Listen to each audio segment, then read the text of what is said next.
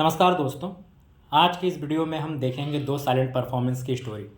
एक तरफ SBFC finance जिन्होंने एमएसएमई लेंडिंग और गोल्ड लोन्स में अपना निश बनाया है, और दूसरी तरफ नुवोको विस्टास जो सीमेंट सेक्टर में कैपेसिटी एक्सपेंशंस और कॉस्ट एफिशिएंसी का कॉम्बो पे काम कर रही है।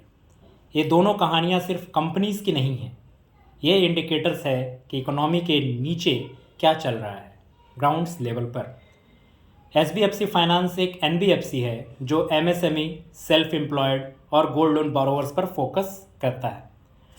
मार्च 2025 तक इस कंपनी का लोन बुक करीब 8,747 करोड़ रुपया तक पहुंच गया। Q4 FY25 में डिसबर्समेंट ग्रोथ 7% रही, वही ईयर ऑन ईयर 10% की।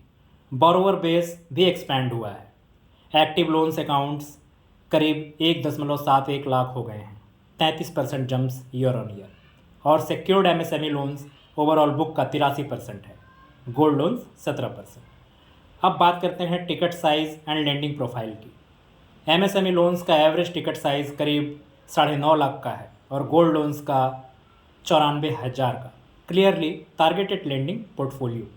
मार्जिन एंड स्प्रेड्स की बात करें तो नेट इंटरेस्ट मार्जिन 10.12 तक पहुंचा है FY25 में। बोरोइंग कॉस्ट रिड्यूस होकर 9.33% तक आ गया है, लेकिन स्प्रेड्स इम्प्रूव होकर 8.5% तक पहुंच गया है। Asset quality and risk management की तरफ चलते हैं। ग्रॉस स्टेज 3 एसेट्स करीब 2.74% पर स्टेबल है। नेट स्टेज 3 एसेट्स 1.5% तक गिर गए हैं। प्रोविजनिंग कवरेज रेशियो भी 46% तक इम्प्रूव हुआ है। Efficiency and profitability operating expenses to M improve होकर करीब 4.65% तक आ गई है। कॉस्ट टू इनकम रेशियो भी गिरकर 39.98% का हुआ है। Q4 FY25 का नेट प्रॉफिट 46% जंप हुआ 345 करोड़ रुपये तक। ROA भी 1.52% तक इम्प्रूव हुआ है।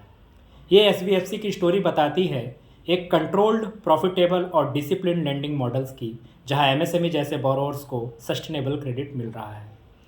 अब चलते हैं सीमेंट इंडस्ट्री की तरफ। नुवोको विस्टास जो इंडिया का 5th लार्जेस्ट सीमेंट मैन्युफैक्चरर है with 25 MTPA capacity across 13 plants. Major development की अगर बात करें, वदराज एक्विजिशन कंपनी ने 6 MTPA वदराज यूनिट एक्वायर किया है 3,000 करोड़ रुपये में, जिसमें 1,800 करोड़ अप फ्रंट और 1,200 करोड़ लॉन्ग टर्म फंडिंग से आएगा। ये एक्सपेंशन वेस्टर्न और नॉर्दर्न इंडिया के फुटप्रिंट को और मजबूत करेगा। Cost efficiency via project bridge क्या है?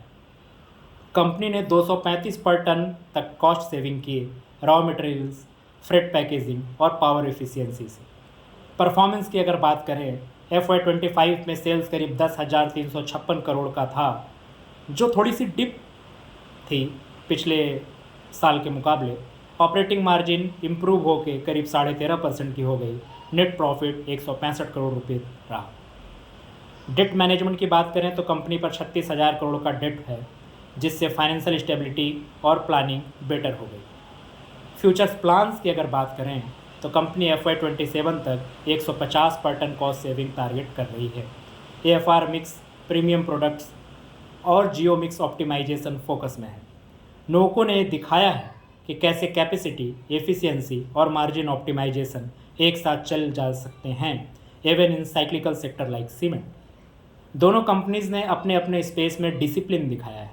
SBFC ने लेंडिंग को एफिशिएंट बनाया और नोवोको ने प्रोडक्शन को स्मार्टर। ये दोनों कहानियाँ इंडिया के ग्राउंड लेवल ट्रांसफॉर्मेशन का स्नैपशॉट है। एमएसएमई एम्पावरमेंट और इंफ्रालेड ग्रोथ। आपको ये ब्रेकडाउन कैसा लगा? कमेंट्स में ज़रूर बताइए, और अगर आप ऐसे और सेक्टर अपडेट्स चाहते हैं तो चैनल को सब्सक्राइब ज़रूर कीजिए। Thank you.